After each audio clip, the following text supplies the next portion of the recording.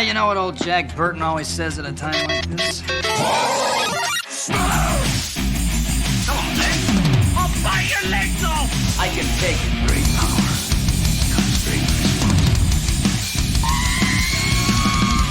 We have a hope. Get to the chopper! Hanley! There's the flesh wound. I am the father.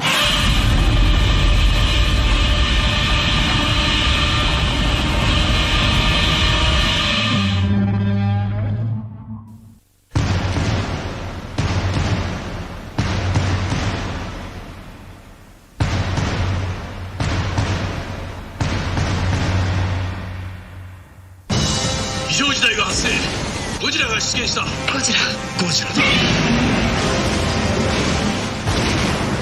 超攻撃型メカゴジラ気流エネルギーの供給状況気流が反応しません。自衛隊の発電だけじゃ賄えない。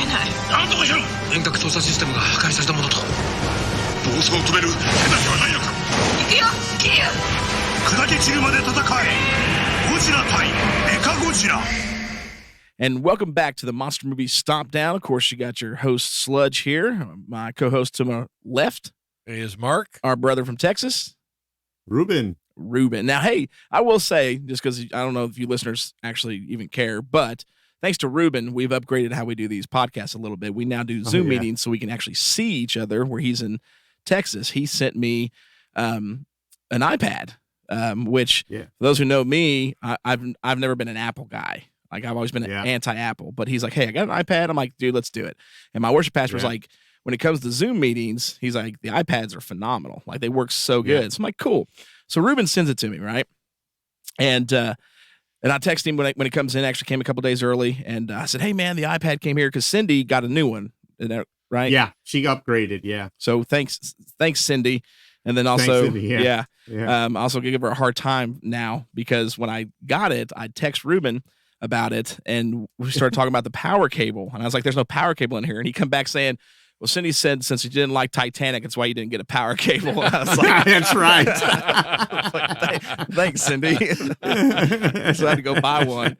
That was the only thing missing. I sent a box to him and everything, and it was missing, and I asked Cindy about it. And she goes, "I don't know where it's at." And then after I mailed it, she goes, "I found it," and I said, "Well, it's probably because he." Badmouth Titanic. That's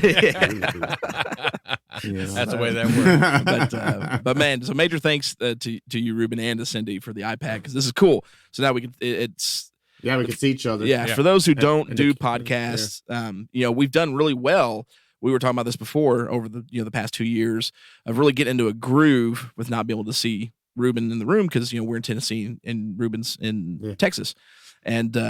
But having that aspect of being able to put you in the room just, makes the banter better. It's great. Yeah, it makes it a lot better. Yeah. So that's cool. So I'm excited about how we're doing this. So it doesn't affect you guys, except for you hopefully will get more banter out of it now that we can see each other. Yeah. But so on to the show. We are happy-go-lucky. We are. Now. And we're hitting the next Godzilla movie. Of course, we're still all reeling from Godzilla versus Kong, and I'm sure everybody's gotten a chance to see it. We'll try not to talk about it too much, but I've seen it 7 times now. And I'm at 4. Ruben, where are you at? I'm at 4. Oh man, it's just so good. Yeah, it is. I'm at 4. It is, and the only reason it's not more is because Cindy makes me do stuff on the weekend.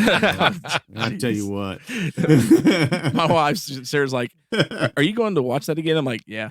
Then I'll do it, and like next day she's like, "Are you seriously watching it?" I'm like, "Yeah." She's like, "Oh my gosh, how many times do you say like it's so I shouldn't blame her. It's spring here in Texas, so I'm outside doing catching up on all my yard work, and that's why I haven't watched it this week. Same thing. Same thing. Spring, just getting everything Austrian. Yeah, it's just getting everything ready, getting the pit back out, and getting ready for barbecuing and all that. So got to be an adult. That sucks. No one wants to adult. We want to watch Godzilla versus Kong. So we go from one movie with Mechagodzilla to another on this one, and this is the 2002 Millennium Series film, Godzilla against Mechagodzilla or Godzilla X Mechagodzilla. And I'd like to find out, Mark, what did you think of this film? Let everybody know. Well, we'll let everybody go first. I'm going to tell you, I thought the acting was really good, and Mechagodzilla didn't, move quite as good as I thought, but he was well supplied with plenty of ammo. Godzilla rocked the place. I mean, it was really, really good movie. I really enjoyed it. 1974 was really, really good. So Mark gets here to the episode. He's like, because this was the 74 one, right? I'm like, no, dude. He's like, well, then which one was it? And he's like, I'm like, 2002. He's like, is that the one with, what did you say, like Baby God or Godzilla or something? Junior. Like Junior? I'm like, no, that's 93. Oh yeah, it was bad. It was bad. That just shows how much attention he pays to our podcast, because we're doing them in order. We're doing them in order here. And I So that's what I come to expect out of a 98 Well, film, I think I need to, yeah, there not you knowing go. the continuity of the we Japanese need to go films. back. We need to go back and look and see if I was here for the 1974 podcast. You were. No, I wasn't. Yeah. I don't think I was. weren't? I don't think I I'm was pretty here. sure you were. That was, I could have been, when I had my heart attack or No. something was going 74 on. had been like well over a year ago. Yeah, that was. Yeah. Yeah. I don't know, but It's old age. all I know is this is what that- happened, folks, that- when you get older. Sludge's birthday was April the 3rd, and Oh yeah, I just he got a want you to know that- sensational gift. Oh, I really The best I ever. really put some heartfelt, Dude. thought into what I needed to get him, and he was very Yeah. excited. And actually, I think I saw a tear come out of his eye as, Now, as he opened his 1998 It was Sony. it was a tear of distress. I'm sitting in a theater that I paid for, enjoying an Ultraman movie, and then he brings this 98 Oh, yes. figure into the theater. It was so great. Terrible It was experience. So great. That was well planned though. That was the joy on his face. The look in his eye. I was when he laughing opened that. hysterically. I'm just gonna let the viewers know. You see that picture? Oh, you can't see a picture, but he's got a picture hanging behind them. Y'all can't see it because, of course, you're just getting audio. Oh yeah. But it looks like there's a cubby hole behind it. I bet if you remove that picture, No. there's nothing but Godzilla figures back there that are hidden. It's a Godzilla window, I 98 promise. figures all hidden. If they're not there, I can take my camera upstairs and show you a bunch. Oh, There gosh. you go. There's not a bunch. There's just 5 of them. Okay, so it's a window. So Okay. it's a windowsill. So, and then I don't know if anybody follows his posts on Facebook and such, but his son Gavin also had a birthday, and he is a big Ultraman fan. Yep. And got a bunch of Ultramans for his birthday, and so he counted. Gavin has like 31, I believe. 34 Ultraman. 34. Because he wanted to know if he had more Ultramans than I had Godzilla. And so, Yeah, that was a bad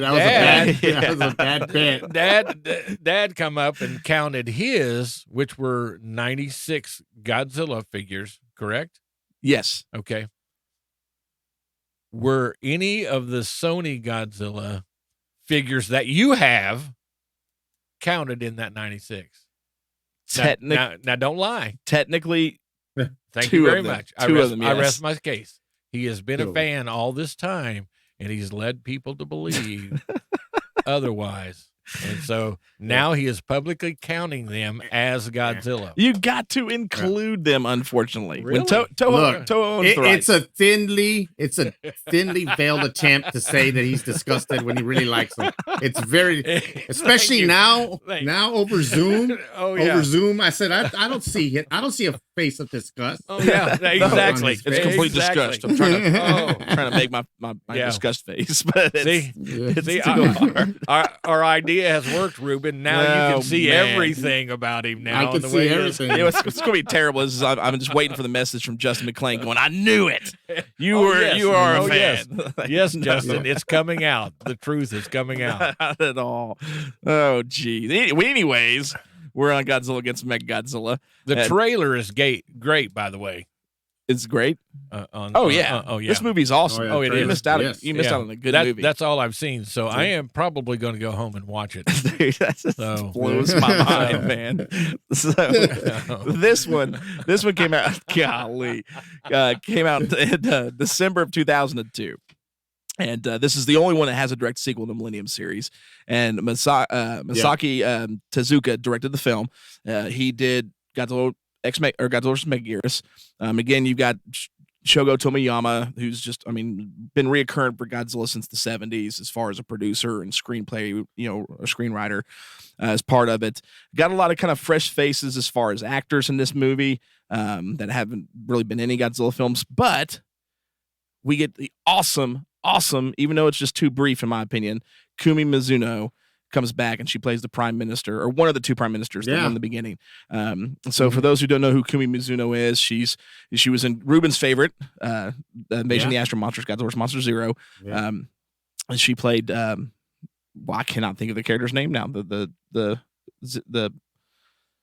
girl from Planet X. Golly, blew my mind.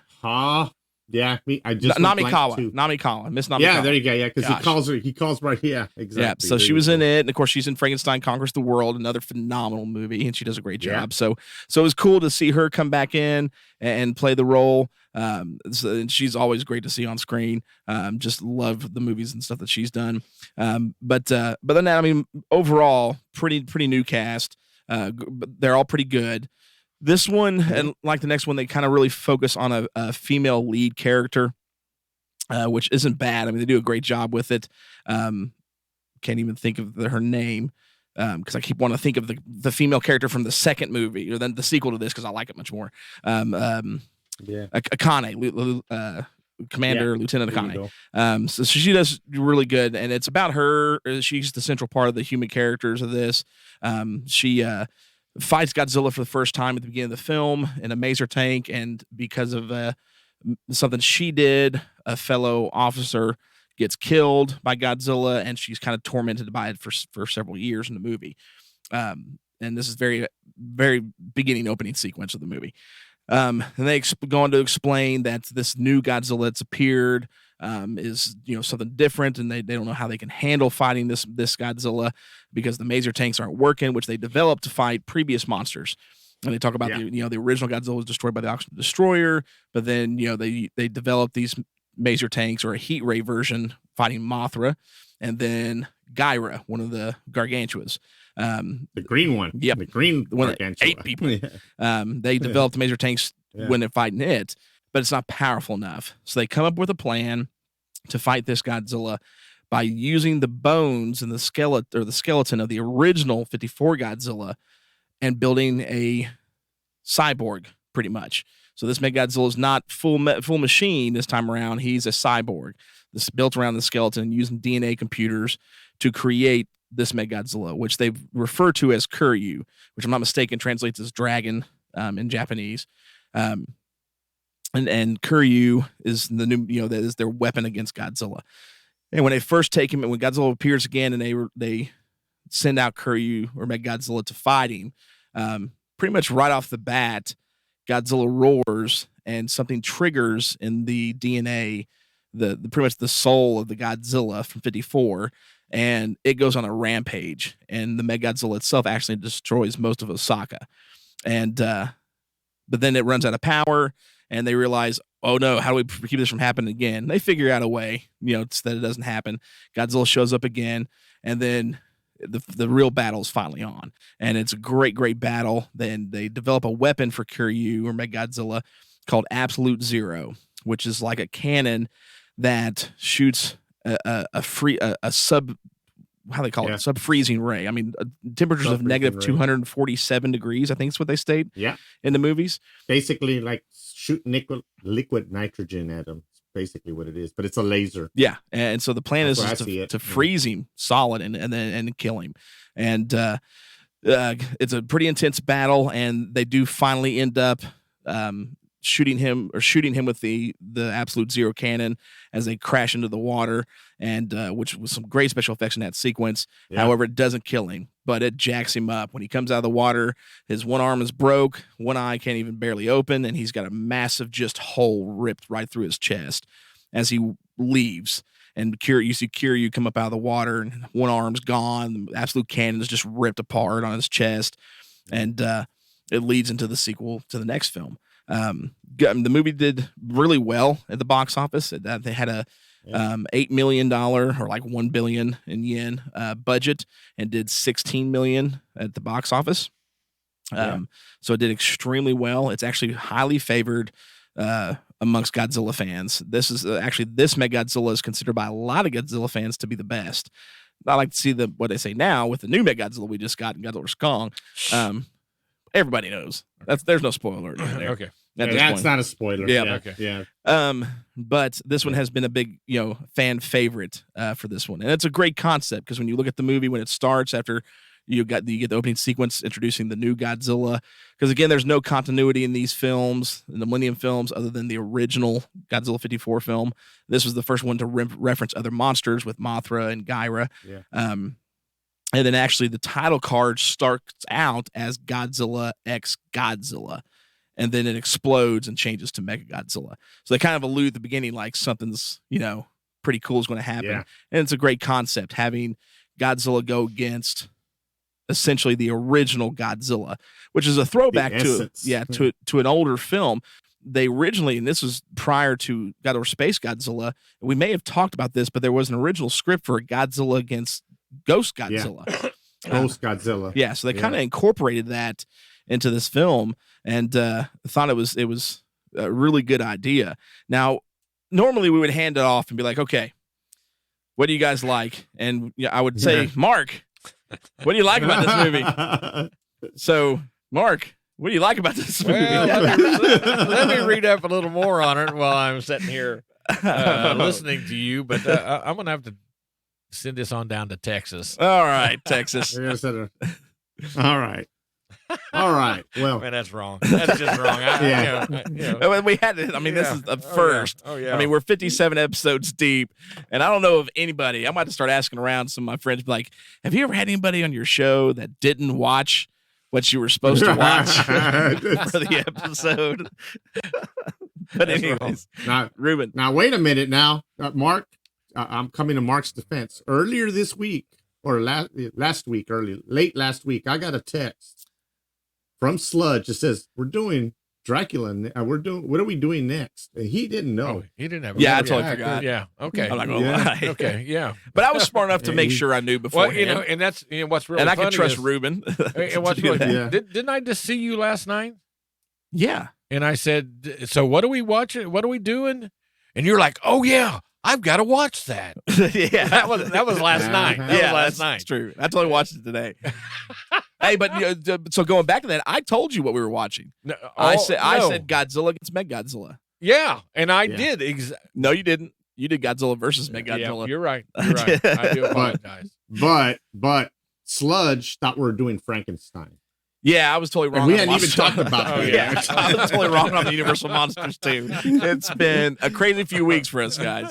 Yeah, for sure. Well, that's great. But great. back on the subject, I like this movie. It's not my favorite of the Millennium, but I would put it up against this one against the next one that we're gonna do for my second favorite of the Millennium because it's really good. It's got a good story. It's got great acting. The special effects are great. And if you like monster fights, this one is 88 minutes long, this movie. It's an hour and 28 minutes.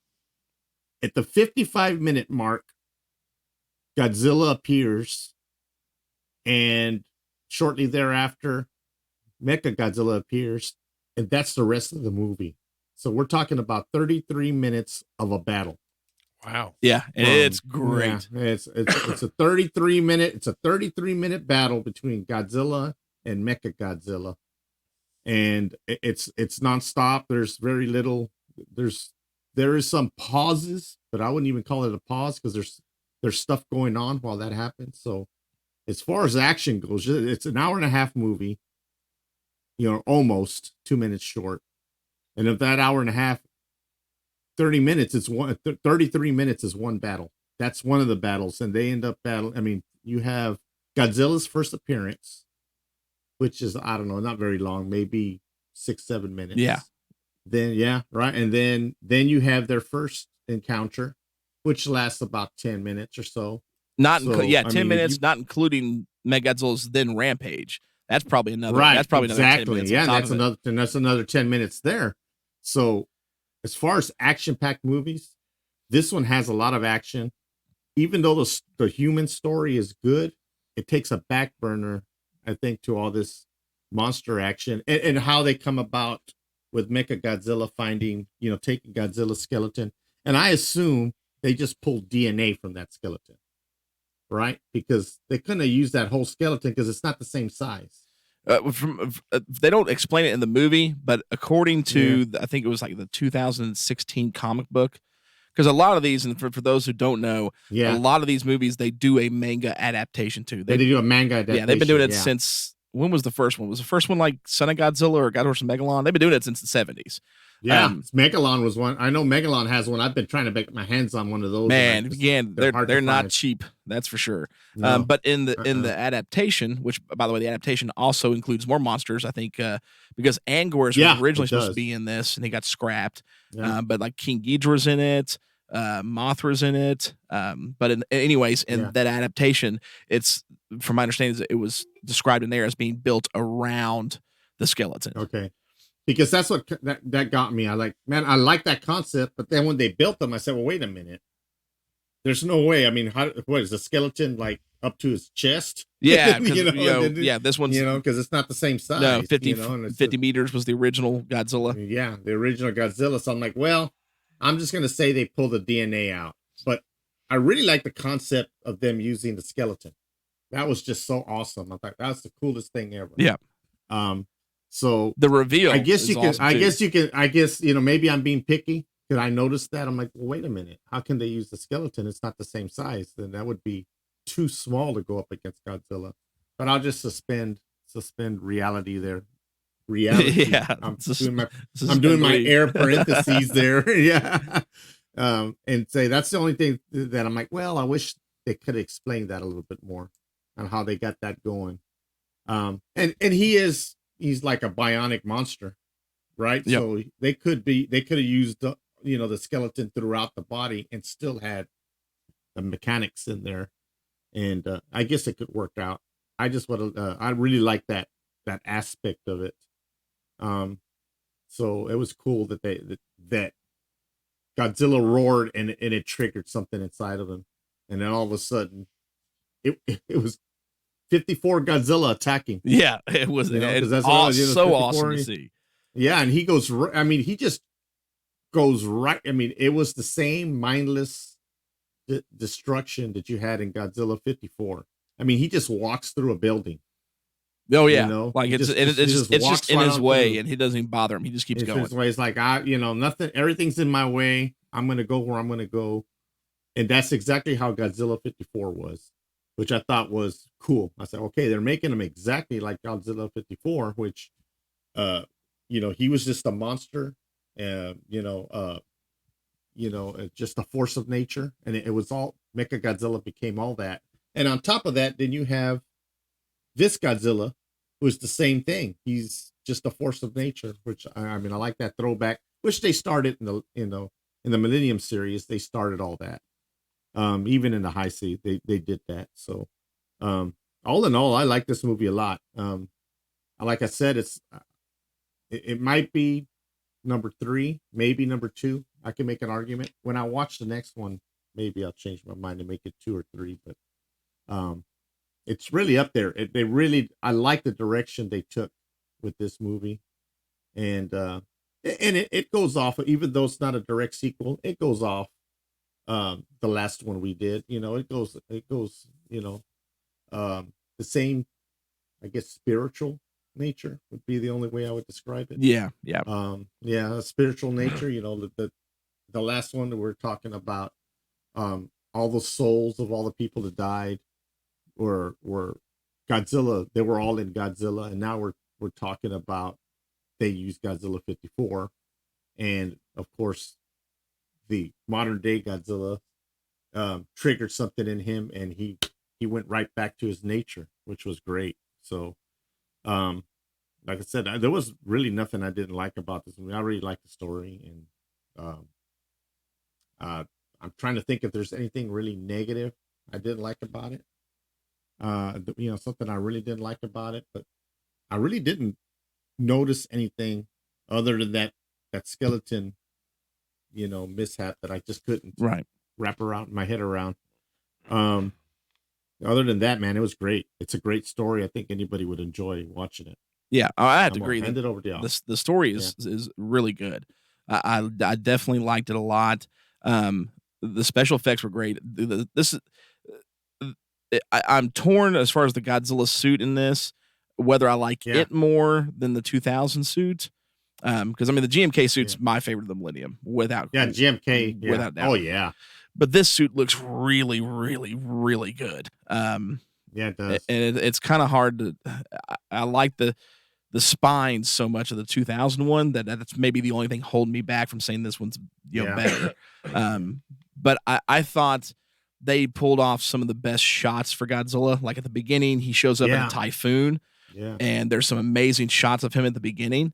But then, like right before the credits roll, lightning comes down and strikes Godzilla on his spines, and it lights up, and he roars, and he's in this. I mean, he is a storm in itself, you know what I mean? And so I love that aspect they put there, and the lightning striking him, and which was a throwback to the '74 Godzilla movie that you watched. I watched that. that you watched. I got that one.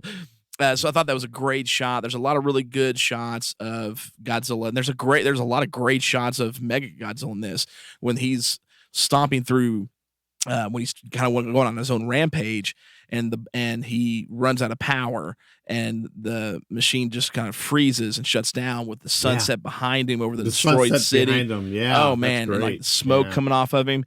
That shot was epic. Actually, when this came out, that was a wallpaper on my computer. I remember that shot. I put it as a wallpaper on my computer for a little while. Really good special effects. This one, they kind of started creating a little more of the mechs in the series, kind of like they did in the Heisei. You didn't have like standard jets normally. You had the carriers that would actually carry Mechagodzilla to the fight. Like these big jumbo type jets, which they looked really good. I liked them better than the mechs we had in Mechagodzilla. They didn't look as they looked more realistic in this. So I was happy with exactly. That was another point I was about to make, is the special effects are so good in this one that you don't really catch the little things that I would catch in other movies. I mean, it was really good. Yeah, definitely good. It was really good. I think the human story was good. I'm glad that was kind of put on the back burner, because as far as as Tezuka does, as far as his directing, Masaki I didn't like his directing, and of course we talked about it for Mechagodzilla. And he doesn't seem to do very well fleshing out the human characters, especially from that film. So in this one, it was like he put that more in the back, gave us more Godzilla in the fighting, which he does really, really good at. Yeah, he does. So I thought that was great that he did that. My only complaints on it, I mean, because I love every bit of it. The last fight's great. I mean, it's probably up until you see Godzilla versus Kong, it is hands down the most physical fight between Godzilla and Mechagodzilla. Period. Hand-to-hand combat. I mean, hand-to-hand combat. I mean, at one point, Mechagodzilla just runs up to him, grabs him by his hands, and starts like pulling his hands up, and then all of a sudden a blade shoots out of his arm and stabs into Godzilla, and he starts shooting electricity through the blade, and it's just like, it's epic. A lot of great fight sequences in this. And yes, the hand to hand. I mean, there's plenty of, they get their shots off with the beams and rays, and Mechagodzilla comes with a full arsenal. I mean, he's got a maser beam for a mouth ray, but he's got machine gun type things on his arms, rockets on his shoulders, rockets from the side. I mean, just the absolute zero cannon. I mean, he is an arsenal of weaponry, but as much as he is an arsenal of weaponry, he is physically can go toe to toe with this Godzilla. And he does. It's so awesome. Good. Now the cool thing too I liked about it as well is because, like the '93 Mechagodzilla, this one only has so much power. You know what I mean? As far as energy to run, you can only run for a certain amount of time, and depending on what it does, uses that energy more. They have a way of recharging Mechagodzilla in this movie, and they use the back plates as the source to transfer the energy, which was awesome because, I mean, the dorsal plates and all the Mechagodzillas just were there because it's supposed to look like Godzilla, but there was no purpose. Godzilla's spines have purpose.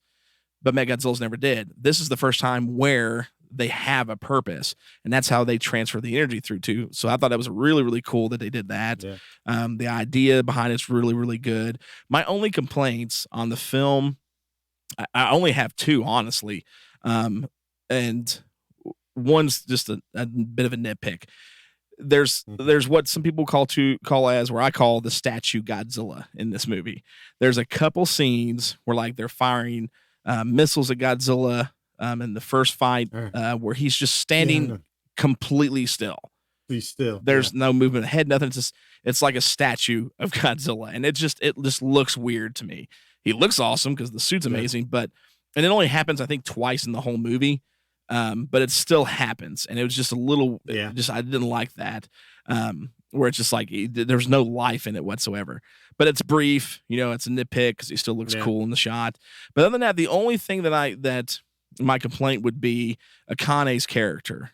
Not that I mean the character's story of losing her partner, dealing with that loss, taking that guilt on, and then kind of resolving that guilt with Kiryu, with Mechagodzilla. It's a great subplot for her. Like, it's a really, really good, easily relatable thing to deal with loss and guilt. But unfortunately, this is the only real complaint I have for the movie, minus my nitpick a minute ago. This is the only actual complaint, is because the human characters are pushed so far back, they never really developed that, and it just kind of set a little odd to me. You know what I mean? Yeah, it seems, even though the story, it seems out of place almost. Throughout the movie, even though, and it's funny because like you're talking about that, and even the storyline, I thought they could have done better. Like, okay, so she was the Maser Cannon, I guess, pilot. She was actually firing at Godzilla during that first battle in 1999. Yeah, and she was just doing her job, and then these guys decide, well, I'm just going to throw it in reverse right into a Maser Cannon. I said, well, dude, what do you think was going to happen to you? And I'm like, they're blaming her for something that she really did, and I thought, well, she's feeling guilty, and nobody's telling her, hey, you're just doing your job. Those guys. Yeah, they're kind of like just let her deal with it on her own. Live with it. Her deal with it on her own. Nobody was supporting her, and I thought, that's not very fair. Yeah, but I said, they're just letting her hang out there. And really, if you look at the whole situation, I mean, he took his tail and knocked her down that hill too.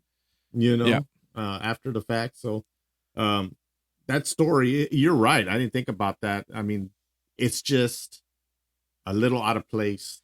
And I think the only reason it's just a little out of place is because he put it in the back burner. Yeah, if he gave it a little more time to flesh that out, I think it'd have been really, really good. Especially that you got those moments where she's talking to the little girl who's lost her mom, and so the little girl's dealing with loss and guilt as well. But she's getting that healing because of Kiryu and her little girl, and her at the same time. The little girls, and so there is such a cool idea, but they just didn't flesh it out because they pushed the human characters in the back so much. So that's my only complaint, because I love that subplot. I absolutely loved it. Yeah. It's just we needed a little more of it to flesh that out to make it better. Because it hits it, for somebody. I mean, I cannot speak to it because I'm not a veteran or anything like that. But it speaks to reality on that. To get a little deep on this movie, it speaks to the reality of soldiers and what they have to deal with when they lose somebody out there in battle. It's in a Godzilla movie. I understand it's a Godzilla movie, but what she was dealing with is real, and it's not, it's not made up. That guilt she felt, even if it wasn't her fault in the long run, she still felt guilty about it, and that happens every day. Yeah. I read about stuff like that all the time. And she's with her being the main character, because she's the one who pilots Kiryu. You know what I mean? So and so she has to get vengeance against Godzilla. Yeah. You know what I mean? So so it works great. It's just, again, I just wish they'd have fleshed it out a little bit more. You got 88 minutes. Give us 7 more minutes. Of just a human storyline. Yeah, that would because it's a short movie. Yeah. So like I said, it's only 88 minutes. It was a short movie. I could have done with just a little bit, and you know it's 88 minutes, and that's counting the credits and then the after credits. Scene, Yep. You know, so Mark, when you do watch it, there's an after Yeah, credit. which, by the way, I was let just you getting, know. I was just Yeah, getting yeah. ready. the one of the officers in the after credits sequence is actually Masaki Tezuka, the director. Okay. He's one of the AMF Ah, officers there. Thanks for giving that up. for me. Actually, and I think I don't remember if Shogo's in it. There's somebody else in the cast. No, maybe it's somebody else. I can't remember if it's the guy who plays Godzilla. If or there's if it's more than somebody one else. character there, it will be somebody else. Yeah. Yeah. So, but Yeah, anyways, yeah. Okay. but I know Masaki's All right, you got it, Mark. So, but yes, I mean, I mean, But- great movie. I mean, Yeah. tons of action. Definitely, I'm with you, Ruben. I mean, this is one of the most action-packed Godzilla films to date in the series, Yeah. Um, Oh yeah, I would say yeah. and super good. Special effects are great. Kuryu, this Mechagodzilla up to this point, and for me personally, you know, I mean, obviously, I've seen Godzilla vs. Kong, and I love the Mechagodzilla in that. Like, he is just the T-800. I mean, he is the Terminator of the Godzilla series. Yeah. But this design, to me, up to this point in the series, from 74, 75, 93, and now this, I think this is the best looking Mechagodzilla design. Oh yeah. As And- far as being fashionably, you know, but for lack of a better term, the most badass version. Oh, of absolutely. Godzilla, as far as design, Yeah. as far as design goes. And especially with You fighting know? capabilities, because he's able to do so much. Yeah. The way they built the suit, you know, Yeah, and that's what makes it. That's what makes it better. Is the flexibility was there Yep. on this one, and you know, and even though even I didn't even mind the not the chest cannon, the I guess backpack cannon that he oh had yeah, on it, that's over the shoulders. you know, Yep. I mean, the over the shoulder cannon that he had was pretty cool too. And I really lean, you know, I'm one of those. I'm like you. I'm kind of like I really like the Showa original. But as far as design goes, there's no touching this one. Yeah. I mean, I You know, still, my favorite is still the you know the Showa version. But as far as design goes, you can't touch this one. yeah. I'm with you there. Like To the this 74 Mechagodzilla is still my favorite of the Mechagodzilla films. Up to this point, but this design, Yeah. this is top tier. Yeah. I mean, this is where Yeah. it goes. But no, I loved it. Thought it was great. And I love that they did a direct sequel to this one. I cannot wait to do the next one because I mean, I would have to put the next one up above this one just a little bit. Is it? The storyline is really good. I don't want to say anything yet because we'll get in the episode, but there's a lot of reasons why I like the next one. So I love this one, man. Absolutely love this one. We end up giving this. Well, Mark gave it nothing because he had nothing to contribute. But we can't punish it. We can't punish the movie for that. So the average is just both of us. Yeah, and we both you gave know. this a solid 3.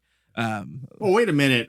Why don't you rate the trailer? Well, Yeah, you Mark, know, rate the I trailer, think right? and just listening to both of you guys talk about the movie and watching Give the us a trailer, predictive you know, stomp. I think I'm going to rate this a 3. There you go. How's that? So solid 3 all the way Yeah, because there we go. it is a really good. I mean, you know, if we're ranking these, I tried to watch the trailer, but it was the 93. Yeah, that was so- it was, so weird. Jeez. He was, I'm setting up the meeting for this, and he's like, "Is Junior in this one too?" I'm like, "No, we can watch it over there." Well, I'm like, Mark. Oh wait, but I mean, I was on the right trailer as far as the heading went. yeah, the title said it, Yeah, Godzilla gets Mechagodzilla 2002, Yeah, but it was playing just- the 93 trailer. Yeah, so It was weird because Yeah. I had my back to him, but I heard the trailer music and I knew it was in the 93, and Yeah. he's like, "Is Junior in this?" I'm like, "No, dude, you got the wrong one." I'm not even looking at him. I'm like, "That's 93." He's like, "No, look." And yeah, the title said, yeah. Godzilla against Mechagodzilla So- 2002. I'm like, "Well, that person doesn't know what they're Yeah. talking about." Yeah. But no, yes, solid 3 all the way. I mean, this one is definitely Yeah. for me. You know, I mean, it's higher up in the Millennium series, for sure. Oh yeah, it is. Yeah. That's it is. And it's just it's super entertaining. It's definitely one if you've got a kid that wants to watch one, you can throw this one on definitely for them because there's more than enough monster action to keep them entertained throughout this movie for sure. And with this having a sequel to it, or pretty much, I've got to watch this. You have to. Oh, Yeah. Yeah. Oh, So- yeah. Yeah. So There you it'll go. be all right. Yeah, because I mean, sequel brings Mothra in Yeah. in an awesome way. So really, it's Hey, man, really good. Don't be spoiling stuff for me, man. My bad. Yeah. My right. bad. Yeah. So, well, right on. I ain't going to ask you if you got anything else, Mark, because I mean, I don't know what else you can add at this point. Ruben, anything else you want to add to this one? No, man, it's a good movie. I hesitate to use fun because we use it so much, but it's a lot of fun. It's a good movie for kids to watch. You mentioned that earlier. And it's got a good story. It keeps your attention. So highly recommend it. The only reason it doesn't get a higher rating is because they knocked it out of the park with GMK. Oh, yes. And the next one, it competes with it as far as the number 2 spot for me in the Millennium series. So, and 2000 holds a place in my heart too. So, because that was like the first one we got to see in the theater with RJ and all that other good stuff. So, yeah. So that's it, man. That's all I got. I loved it. It's good. Y'all need to watch it. So this is one of the shining moments of the Millennium series and one of the more entertaining Godzilla movies, period. So definitely check it out. Just so we clarify, this is the 2002 Godzilla against Mechagodzilla. I'd just like to apologize to everybody, not because that I watched the wrong movie, but for the next who knows how long, we're going to have to listen on how I watched the wrong movie. So, well, hey, I do apologize. I get crap about the 98 film. You're getting it about this one for a while. I'll write it as long as I can. So, but all right, guys. So, and again, thank you all for listening so much to this episode. We'll be back again in 2 weeks. With our next in the Universal Monster series, and we're doing the 1931 Dracula film. We're actually going to go a little above and beyond for you guys on this one because we will be discussing the Bela Lugosi Dracula film, but we'll also be discussing the Spanish version of the film as well. For those who don't know, when they were filming the Dracula movie, they filmed the Spanish version of it at the same time. So like when Bela Lugosi and all those dudes were done, they'd leave, and then the Spanish actors would come on and shoot, the same film. And it's equally as good of a movie. So we will be doing both of those for the next episode as we continue the Universal Monsters. That's awesome. This was a good one. I like Dracula. Yeah. I like Dracula a lot. Yeah. So, all right. Yeah. Well, guys, again, thank you all so much. This is Sludge. And Mark. You got Ruben in Texas. Y'all have a good night. Good night. Good night, all. Don't ask me to do a stomp down on this because it's 0. Okay, dude. Ruben, what's your stomp down rating? I'm gonna give this one. I ain't got nothing, Mark. I don't know. I yelled at her the other day, or her and Jada both, because I'm missing a pair of headphones. And I was like, this is ridiculous. Like, I let you all borrow my studio phones, and you can't bring them back and put them back when you're done, and you've lost a pair. I was mad. I was going off because I've lost a pair of studio headphones, and they keep borrowing them. Yeah. And I'm OCD, so I mean, it wasn't me. It had been those two. So I was like, this is not cool. I was so mad, and they knew it, too. They're like, oh, crap, Dad is pissed. And so later on, afterwards, I was down here moving stuff around, and I had to move my cabs in the vocal room. Headphones are in there. I already had it set up. I was like, crap. And you had to go back up and... No. Oh, wow. I totally didn't apologize. I set my dominance, and I just left it at that. So do they ever know that they were there? Or no. And I haven't even taken them out. I'm going to let them think that they're still gone. Okay. Then I'll probably sneak them into their little room and be like, see, I told you. Oh, yeah. We have a fault.